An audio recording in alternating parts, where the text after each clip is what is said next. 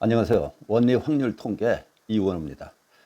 수능을 준비하는 우리 학생들이 확률과 통계는 어렵다라는 그런 인식이 많이 있는 것 같습니다. 물론 다른 분야도 뭐 어렵고 복잡하고 쉬운 것이 없겠지만 확률 통계 부분을 그래서 뭐 포기하는 학생들도 있다고 하고요. 확률 통계를 준비하기 위해서 기본적인 어떤 지식, 기본적으로 여러분들이 알아둬야 할 만한 것들이 있습니다. 그래야 문제를 푸는데 도움이 된다라는 이야기죠. 그래서 오늘은 이제 확률 변수와 확률 분포부터 시작을 할 건데요. 여기 첫 번째 시간으로 모집단 확률 변수, 확률 분포, 또 기대값이라는 게 어떤 거고 어떻게 구해지는가 하는 것을 설명을 하고 확률 변수와 확률 분포에 대한 나머지 부분들은 두 번째, 세 번째 시간, 세 시간으로 나누어서 설명을 하려고 합니다. 그 이후에는 기출 수능 시험, 기출 문제를 해설하는 시간으로 이 원리 확률 통계를 구성하고자 합니다. 오늘 첫 시간 시작을 해볼까요? 먼저 확률 변수. 물론 앞에 확률이나 이런 것들을 좀 해놓고 확률 변수로 연결을 하는 게 쉬울 것 같은데 이 부분부터 시작을 하겠습니다. 확률 변수는 X, 주로 X를 씁니다. 뭐 Y를 써도 좋고, Z, G를 써도 좋고, W를 써도 좋고 다 좋은데 일반적으로 X라는 영문자에 특히 대문자로 표현을 합니다. 확률 변수라는 것은 무엇이냐면 표본 공간. 조금 이제 확률을 공부한 학생들은 우리 표본 공간이 어떤 것인지 알 텐데요. 표본 공간이란 어떤 실험이나 사건이나 시행, 트라이얼인데 이걸 뭐 어떤 일이에요. 일의 모든 결과들의 집합, 이거를 표본 공간이라고 합니다. 아주 간단한 예 이제 들어볼 건데요. 그 표본 공간 위에 확률이라는 것이 정의되는 거죠. 확률은 표본 공간 위에 정의되는 겁니다. 그런데 그 표본 공간 위에 정의되는 확률을 좀 건너뛰어서 표본 공간이 여기 이렇게 있을 때 여기에 X라는 확률 변수가 정의되는데 X라는 확률 변수는 실수값으로 표본 공간의 점들이 쭉 구성 원소들이 있겠죠. 그게 이제 표본점인데 표본점들을 어떤 실수값으로 보내주는 실수값으로 만들어주는 함수 역할을 하는 게 확률 변수입니다. 그런데 변수로서의 역할이 함수의 기능보다 더 크기 때문에 우리가 뭐 확률 또 그렇죠. 확률 함수라는 거는 확률 분포 함수라는 거하고 혼동될 수도 있으니까 이걸 아무튼 확률 변수라고 그렇게 부른다. 대문자로 표현합니다. 그래서 확률 변수는 어떤 확률 분포를 하게 되어 있습니다. 표본 공간 위에 확률이 정의돼서 확률 분포라는 것이 있듯이 확률 변수가 있으면 어떤 확률 분포를 하게 된다. 차차차차 여러분들이 이제 설명을 들으면 알 거고요. 동전을 던지는 경우, 동전 한 개 던질 때 어떤 시행이 있죠. 동전을 던지는 시행을 할 경우 표본 공간 나타나는 모든 결과는 앞면, 뒷면 두 가지 뿐입니다. 그렇죠? 두 가지 뿐이에요. 그래서 이런 표본 공간 위에 확률 변수 X를 정의하기를 앞면의 수라고 정의를 하면 앞면의 수. 그러면 X가 뭡니까? 앞면일 때 앞면의 수는 하나죠. 그렇죠? 뒷면일 때 앞면의 수는 없죠. 그래서 앞면일 때 H라는 표본점에 대한 X값은 1이고 T, 뒷면, 테일의 약자인데 뒷면에는 앞면의 수라고 그랬으니까 X가 하나도 없으니까 0. 이렇게 얻어지는 것이 이제 확률 변수다. 제일 간단한 쉬운 경우의 확률 변수를 간단히 살펴봤습니다. 자, 동전을 두 번 던질 경우, 한 번 던질 경우에는 그렇고 두 번 던질 경우에 표본 공간은 앞면 뒷면, 뒷면 앞면, 뒷면 이렇게 네 가지가 전부예요. 나타날 수 있는 게. 그래서 그거를 이제 표본 공간이라고 부르고 X를 앞면의 수라고 또 정의를 하면 뒷면일 때 0. 그렇죠? 앞면의 수가 없어요. TH일 때 앞면의 수가 하나니까 X는 1. HH일 경우에 이거일 경우에는 2라는 X 값이 확률 변수의 값이 정의된다라는 얘기입니다. 간단하죠? 간단하죠? 예. 자, 조금 복잡하든지 생각해 봐야 되는 게 20대 청년들, 우리나라 20대 청년들은 265만 명이 있는데 본인한테 장래가 어떨 것인가에 대한 생각을 물어본다라고 생각을 해보죠. 예? 본인의 장래가 부정적이다, 매우 부정적이다, 부정적이다, 긍정적이다, 매우 긍정적이다. 여기 뭐 보통이다라는 거를 집어넣어도 좋고 집어넣지 않아도 좋고. 그래서 매우 부정적일 때 1의 값을 주고 부정적일 때 2의 값, 긍정적일 때 3의 값, 매우 긍정적인 사람은 4의 값을 준다라고 해보죠. 예? 20대 청년들의. 그러면 표본 공간은 뭐예요? 265만 명이 있는데 각각의 매우 부정적이라고 답할 사람 가능성 이건 네 가지밖에 없으니까 부정적이라고 답할 사람, 긍정적이라고 답하거나 매우 긍정적이라고 답하거나 네 개뿐이죠. 이게 표본 공간이야. 예? 그래서 매우 부정적일 경우에 말하자면 x 값을 확률 변수 값을 뭘로 줬어요? 1로 주고 부정적이라고 답변한 사람은 2, 긍정적이라고 답한 사람은 3, 매우 긍정적이라고 답한 사람은 4의 값을 주자. 이러면 이게 확률 변수가 되는 거야. 왜 이제 확률 변수가 필요한가? 표본 공간 가지고만 놀 수 없나? 자료가 많을 경우에 우리는 어떡합니까? 예전에는 뭐 있을 수가 없었지만 예전이라는 건 아주 예전, 한 50년 전, 그 50년 전쯤부터 이제 컴퓨터라는 것이 나오기 시작하면서 그 당시만 해도 아주 제한적이었습니다. 컴퓨터를 사용할 수 있는 것이요. 그런데 이제 개인 PC가 나오고 전부 다 많은 사람들이 컴퓨터라는 아주 편리한 기계를 사용을 해서 많은 자료도 다룰 수 있죠. 근데 그 컴퓨터에 자료를 입력을 하는데 매우 부정적이라고 입력하면 부정적, 긍정적, 매우 긍정적으로 입력한다는 거는 이거 의미가 없단 말이에요. 그러니까 당연히 자연스럽게 이거를 값으로 표현해 주자. 1, 2, 3, 4 값으로 표현해 주기 위해서 확률 변수가 이용되는구나라고 생각하시면 되겠습니다. 자, 그러면 확률 분포라는 거는 뭔가? 확률 변수 x의 분포를 확률 분포라고 그러죠. 그래서 확률 변수를 x라고 이렇게 표시를 할 때, 대문자 x라고 할 때 그의 분포는 fx라고 표현을 합니다. 그래서 보통 이제 물결표를 많이 쓰는데요. x라는 확률 변수는 물결표 하면 이런 분포를 확률 분포를 한다. 어떤 확률 분포는 아직 이야기하지 못했습니다. 예. 자, 동전을 한 번 던질 경우, 뭐 간단한 것부터 시작을 하자고요. 동전을 한 번 던질 경우, 표본 공간은 앞에서 HT가 나왔다고 그래서 확률 변수를 앞면의 수라고 하면 x는 앞면일 경우에 1의 값이 되고 뒷면일 경우에 0의 값이 된다. x 1, 0이다. 그러면 이에 대한 분포, x에 대한 분포는 이건 이제 우리가 아는 거기 때문에 아는 거죠. 뭡니까? 앞면일 경우, 뒷면일 경우 2분의 1이죠. 각각. 그렇죠? 예. x는 0, 1 해서 2분의 1이야. 예. 0.5. 그래서 x가 0일 때 2분의 1. 0.5.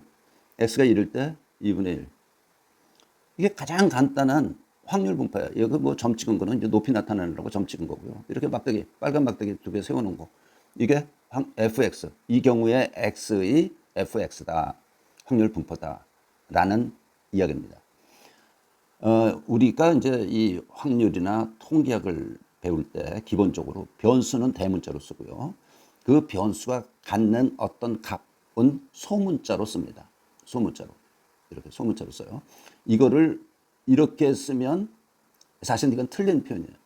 안 되는 표현이에요. 소문자로 쓴다. 요 밑에 하점자는 이제 안 써도 좋고 써도 좋고.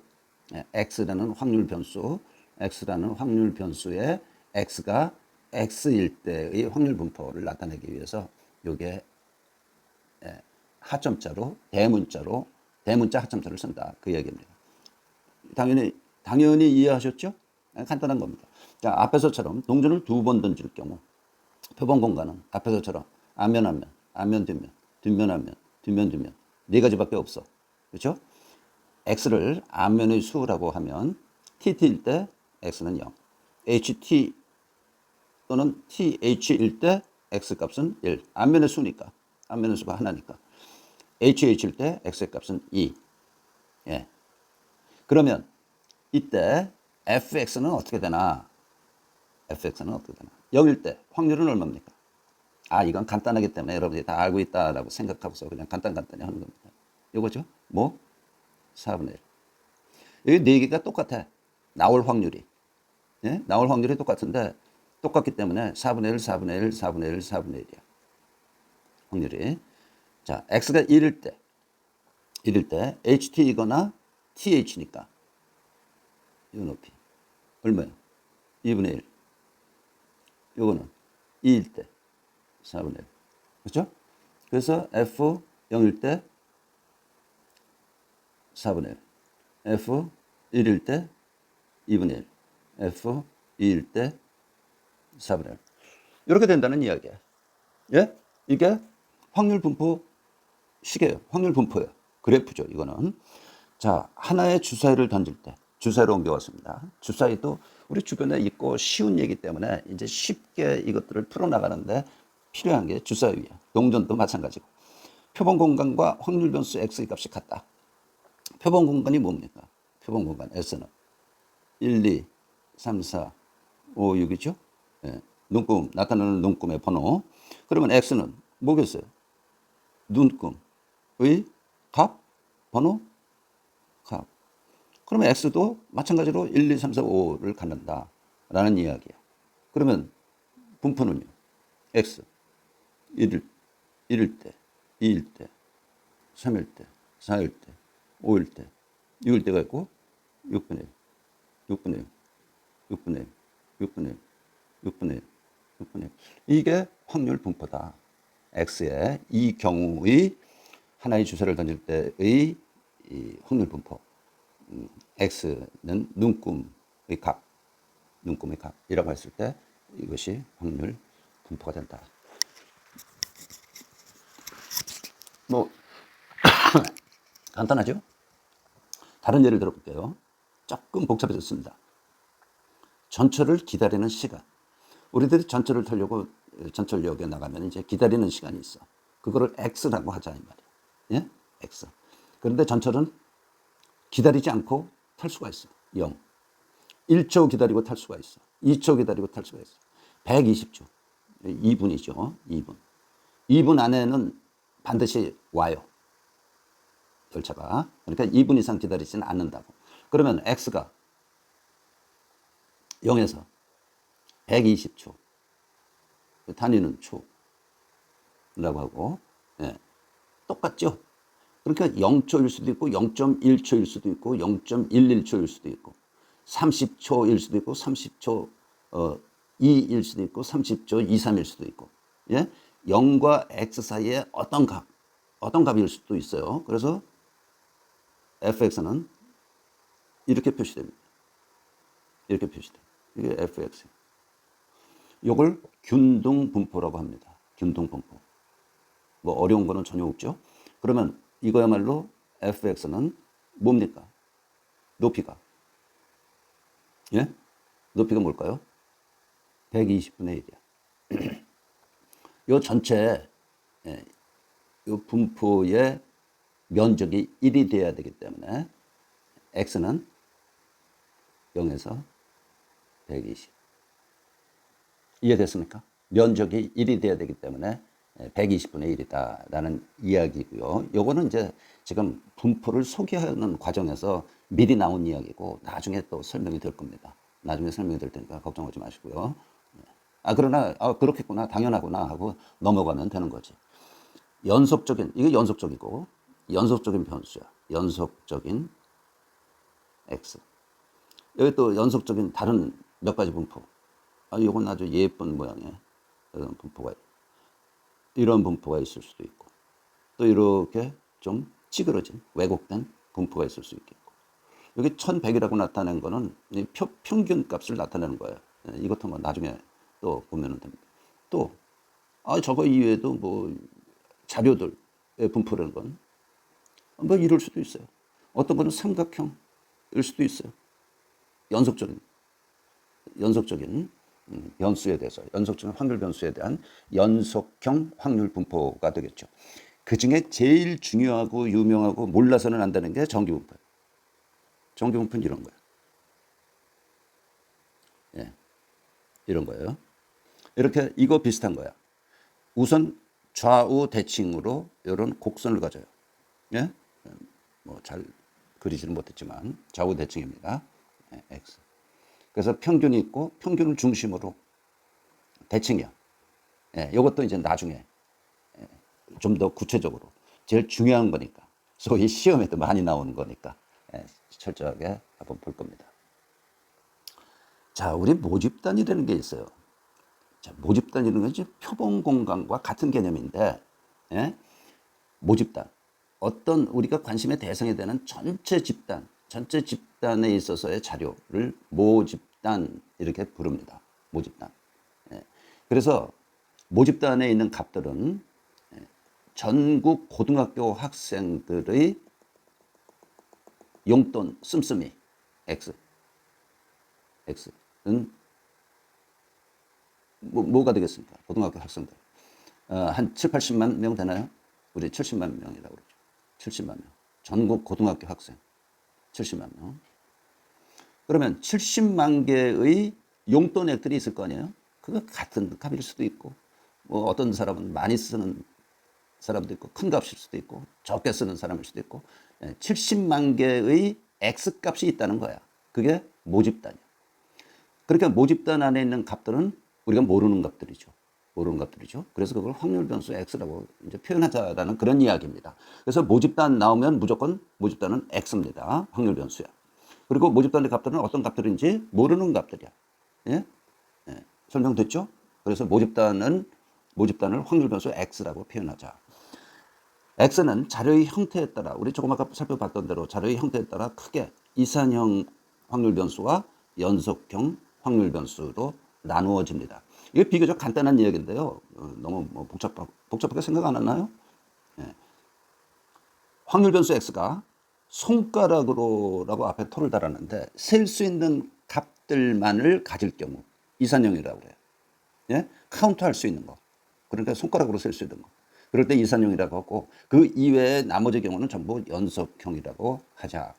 왜 이걸 이렇게 구분해서 하는가? 물론 분포의 형태, 뭐 이론적인 문제도 있고요. 이산형은 떨어져 있는 거니까 더하는 개념이고 연속형은 더하는 개념이 아니죠.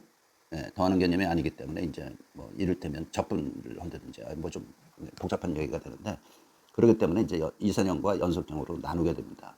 자료를 형태에 따라서. 예. 주사 위에 눈금. 뭡니까? 이게 X면 1, 2, 3, 4, 5, 6 여섯 가지만 했으니까 당연히 이산형이죠. 5점 척도의 만족도. 앞에서 잠깐 앞 페이지에서도 설명을 했지만 5점 척도의 만족도. 5개의 정수값을 갖는 자료들. 이산형이죠. 그렇죠? 이산형. 이런 것들이 이산형이죠. 100개 문항의 객관식 시험 점수. 100개 문항? 예, 뭐 사지, 선다형 4개 중에서 하나 고르는 문제가 100개 있다고 할 때 시험 점수. 그럼 뭡니까? 빵점, 1점 해서 전부 다 맞춘 사람 100점. 101개의 셀 수 있는 값을 갖네? 이산형이네? 아닙니다. 시험 점수 그러면 물론 이제 정상적으로 생각을 한 거지만 0, 1, 2 해서 100까지 101개의 값을 손가락으로 쓸 수 있는 101개의 값을 갖는 거 아니요. 하지만 시험 점수 그러면 연속형으로 보는 게 맞습니다. 예? 이 객관식 시험 문제, 객관식이라는 것 때문에 그런 건데요. 객관식이 아니고 주관식이면 어떻게 하겠어요? 주관식 문제도 0점에서 논설 시험을 본데 주관식이죠. 0점에서 100점까지 줄 수 있다. 그러면 이것도 편의상 점수를 89점, 67점 이렇게 편의상 주는 것뿐이지 더 세분해서 주려면 줄 수 있기 때문에 시험 점수 나온가 있다. 그러면 연속형으로 보는 게 맞습니다. 여기 논술 시험의 경우에 만점이 10점일 경우 시험 점수 이거 뭐라고요? 예? 예. 이산형이 아니고 연속형으로 본다. 연속형으로. 차의 속도 그건 뭐 연속형이겠죠. 예. 온도 뭐 연속형이겠죠. 예. 그래서 이산형은 아주 딱 맞는 이야기는 아니네. 손가락으로 셀 수 있는 값들만을 가질 경우 이산형으로. 이것도 손가락으로 쓸 수 있는데 왜 이건 또 연속형이라고 그러나. 그래서 이 구분, 이 구분은 연속형이냐 이선형이냐의 그 구분은 예, 조금 복잡할 수 있지만요. 이렇게 간단한 경우들, 딱딱 떨어지는 경우만 이선형이라고 부르고 그렇지 않은 경우에는 연속형으로 취급하는 게 맞습니다. 또 많은 경우에 그렇게 하고요. 자, 확률 변수 x는 어떤 확률 분포 fx를 한다라고 그랬죠? 예, 확률 분포를 한다.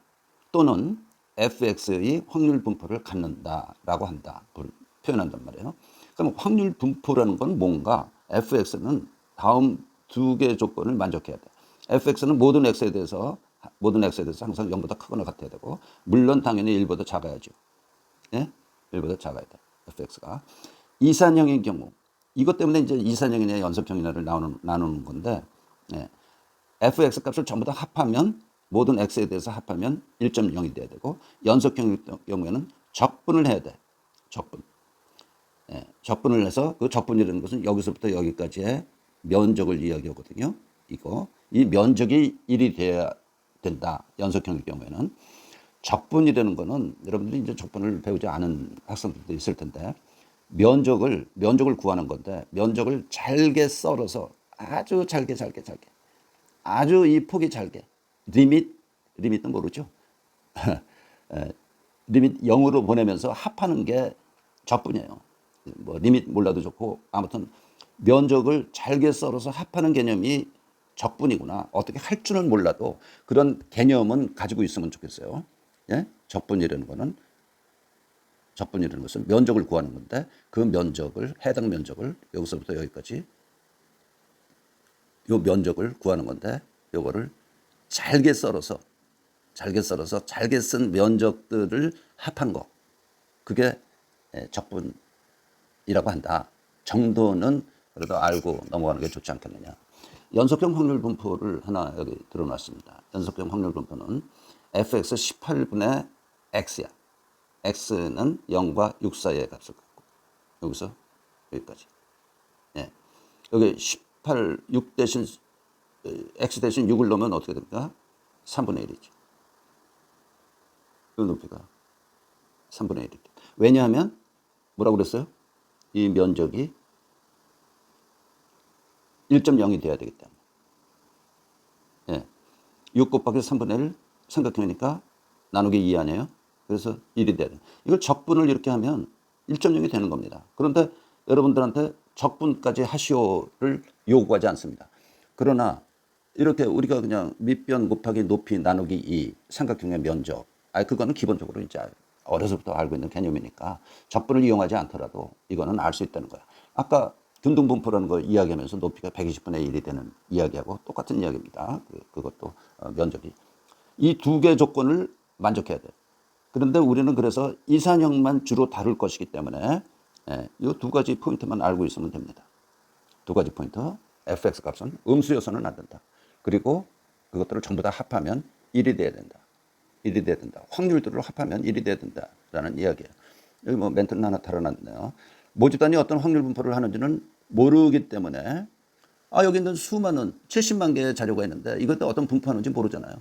그러니까 이 모집단을 X라고 표현을 했으면 X의 확률 분포는 몰라. 그러니까 우리가 가정하고 들어가거나 모집단을 아주 조그맣게 만들어 갖고 분포를 구할 수 있게끔 하거나 이건 이제 이해하기 위한 이야기로 모집단을 무슨 1, 2, 3, 4, 5, 6, 6개의 수가 들어있는 주머니가 있습니다. 뭐 이런 식으로 모집단을 아예 정해주거나 아주 작게 해서 정해주거나 왜냐? 그러면 이제 분포를 알게 되니까 그렇지 않으면 fx가 어떤 분포를 한다라고 임의로 가정을 하고 시작을 하게 된다는 겁니다. 자, 자료의 종류에 따른 분류 이건 그냥 참고적으로만 알고 넘어가도록 하겠습니다. 명목 자료, 순위 자료, 구간 자료, 비율 자료 이런 것들이 있는데요. 명목 자료라는 거는 성별, 직업, 지역, 의식 수준, 진보, 보수, 중도 뭐 이런 거 의식 수준 뭐 꼭 그런 게 아니더라도 하여튼 의식 수준 이렇게 수량화할 수 없는 게 있죠. 수량화할 수 없어. 그러나 여자일 경우 1의 값을 주고 남자일 경우에 0의 값을 준다든지 이렇게 숫자로 표현을 하는 거야. 컴퓨터에 입력하기 위해서 또 컴퓨터로 뭐 자료를 계산하기 위해서. 예? 그 숫자 1, 0은 의미가 없어. 직업 5가지로 나눠가고 어떤 직업은 1, 2, 3, 4, 5. 지역, 지역도 마찬가지. 그래서 이런 것들을 명목 자료라고 그럽니다. 순위 자료, 품질 등급, 뭐 고기의 품질 등급이든지, 수능 등급, 이거 순위 자료죠. 1등급, 2등급, 3등급. 선호 순위, 나 이걸 제일 좋아하고 두 번째 좋아하고 세 번째 좋아하고. 소득 수준, 상중하, 순위 자료입니다. 구간 자료, 각종 지수, 온도, 설문지 항목, 소득 수준, 여기 또 있죠. 소득 수준을 구간으로 주어질 경우, 이를테면 100만 원 이하, 300만 원 이하, 500만 원 이하, 1000만 원 이하, 뭐 이렇게 소득 수준을 구간으로 주어졌을 경우에 구간 자료야. 그런데 이 구간 자료를 이거 두 개를 합해서 하라고 하고 300에서 500 소득을 중이라고 하고 1000까지를 상이라고 하면 뭐가 됩니까? 순위 자료가 되는 거야. 그렇죠? 그러니까 이 순위 자료보다는 구간 자료가 조금 더 자세한 자료다라고 생각하시면 됩니다. 비율 자료.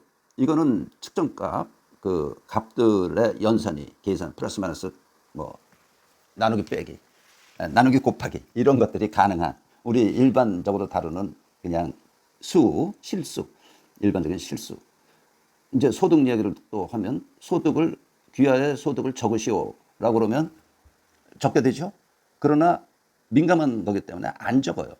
나 구체적으로 얼마 받는다라고 남한테 설문 자료라 할지라도 쓰고 싶지 않아. 그러면 자료를 못 구하니까 어떻게 해요? 구간 자료로 표현해서 응답자에게 제시하거나 그냥 단순히 간단하게 상중하로 표현해 주십시오라고 하거나 그렇게 되는 거예요. 이게 가장 여기서 이게 이제 고급 자료, 등급이 좋은 자료입니다. 순서대로.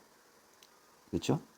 뭐 명목 자료는 이야기할 필요 없고 순위 자료까지만 이야기를 하면 이 자료가 가장 훌륭한 자료야. 어떤 분석이라도 가능한 자료. 구간 자료는 분석에 한계가 있고 순위 자료 마찬가지로 분석에 한계가 있습니다. 자, 우리 학생들의 일주일 동안 게임을 몇 번이나 하나 그걸 모집 단위로 하겠습니다. 아까 고등학생 70만이라고 그랬죠. 70만 고등학생들의 모집 단위. 일주일 동안 몇 번이나 게임하느냐. 그러면 그 게임하는 횟수를 X라고 할 수 있죠. X라고 할 수 있죠. 그렇죠. 모집단은 X라고 했어. 네. 그런데 여기서 70만 원 너무 많으니까 이것도 너무 작지만 82명 82개의 뺍시다. 82개의 표본을 얻었다고 치자고요. 82개 데이터를 얻었어. 워낙 고등학교라고 그럴까요? 그럼 고등학교 뭐 학년까지만 국한학과 70만 명 너무 많네. 예? 네. 너무 많아. 모집단이 1000명이라고 그러죠. 1000명인 고등학교에서 모집단이야. 고등학교만 딱 따지고서 82명 자료를 얻었다. 그래서 82개 자료를 얻은 거를 우리는 뭐라고 그럽니까? 표본이라고 그러죠. 표본에 대해서는 조금 더 구체적으로 정확하게 여러분들한테 설명을 할 겁니다. 그때 이제 자세한 설명을 듣기로 하고요. 82개의 자료가 쭉 있을 때 이거 가지고 상대도수 분포표를 구해. 이건 뭐 아주 어린 시절에 해봤고요. 고등학교에서는 뭐 고등학교 수준 되면 이런 거 하지도 않고 그렇지만 그래서 여기서도 자세히 설명 안 하려고 합니다. 계급이 있고 계급을 6개로 나눠 놨어요. 계급의 폭은 같아야죠. 3입니다. 다 3씩으로 해서 6개로 나눠 놨고 이 분포표의 도수 분포표의 특징은 이거 데이터가 자료가 정수로 표현되어 있죠. 그래서 소수점 아래 하나 자릿수 0.5로 계급을 만들어 놓은 것이 특징입니다. 이런 것도 뭐 참고로 편안해 이러면 이렇게 만들어 놓으면 왜냐 이상 뭐 미만 이하 이런 거 따지잖아요. 그렇기 때문에 그런 거 쓸 필요 없이 이렇게 소수점 아래 한 자리로 계급을 만들어 놓으면 이상 뭐 이하 무슨 미만 따질 필요가 없단 말이에요. 여기에 7명 도수가 11명 23명 19 14명 8명 있었던 거예요. 그걸 상대 도수로 바꾸니까 82분의 7 0.085 0.134 그러면 상대 도수의 합은 얼마입니까? 1.0이야. 그래서 이 상대 도수가 확률이야 그냥 15.5에서 18.5 사이에 들어갈 확률 들어있을 확률 8.5%, 18.5에서 21.5, 13.4%, 21.5에서 24.5, 28%. 예? 여기 소수점화로 적어놨죠. 예, 퍼센트로 표현을 하던 그냥 소수점화수로 하던 1.0이 된다. 이게 뭐예요? 82개의 자료를 가지고 만들어 놓은 뭐야? 확률 분포야. 그렇죠? 예, 계급, 구간 자료고요. 요 자료는 이제 구간 자료로 바꾼 거지. 원 자료를 구간 자료로 바꾸어서 구간 자료에 대한 확률 분포를 만들어 놓은 거야. 그래서 상대도수 히스토그램 여기 있는데 11.5에서 18.5까지 이렇게 뚱뚱한 막대기로 해놨지만 두꺼운 막대기로 해놨지만 뭐 선만 그어도 돼요. 이렇게 확률 분포야.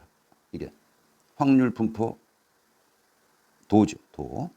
그렇죠? 근데 여기에는 8.5%로 되어 있어요. 근데 0.085, 뭐 0.134 이렇게 해서 합하면 그게 1이 된다라는 것을 나타내주고 있는 그래프고요. 이런 자료를 이제 연속형으로 취급할 경우, 예? 연속형으로 취급을 하면 이 높이들이 어떻게 되느냐면 0.028, 0.045, 0.093 이렇게 되는데요.